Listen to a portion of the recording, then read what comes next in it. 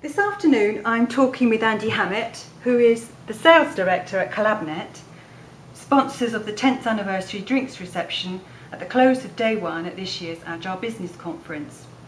Andy, Collabnet offers expertise in a number of areas. Perhaps the one most talked about currently is the cloud.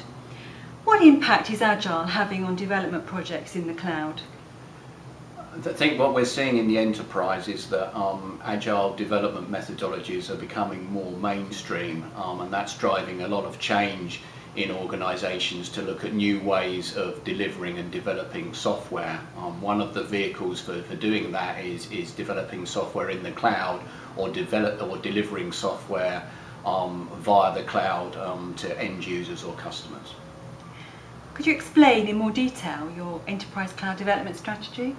Yes, Collabnet have really pioneered an emerging IT category called enterprise cloud development, which is really taking the best practices from our customers over the last 12 years and really sharing that experience in terms of how they've evolved their software development processes and practices.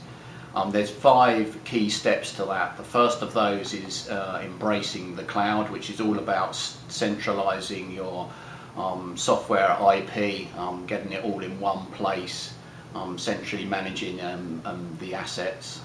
The second of those phases is implementing a community architecture, which is all about collaboration and reuse.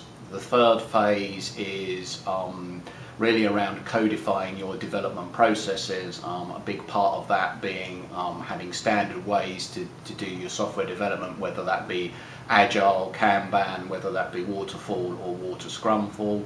The fourth phase is really orchestrating DevOps, which is all about breaking down the barriers between development and operations, focused very much on continuous delivery. And the fifth and final phase is all about leveraging the hybrid cloud, whether that be on-premise clouds, public clouds, or third-party clouds.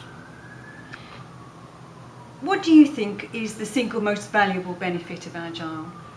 I think Agile development methodologies are allowing organisations to be more flexible in terms of how they deliver software, not only internally but also to their customers, and I think that's one of the big reasons why it's become more mainstream in the enterprise over the last few years. Finally, Andy, where do you see Agile 5 years from now? I think it will be pretty much the norm in most enterprise organisations that they'll be following some form of Agile process in terms of how they deliver their software, but I also see it broadening out to other areas of the business as some of those practices that have been pioneered in development spread out to other parts of the business and enable them to function more effectively. Okay, thank you very much, Andy, and we look forward to seeing you in October. Thank you.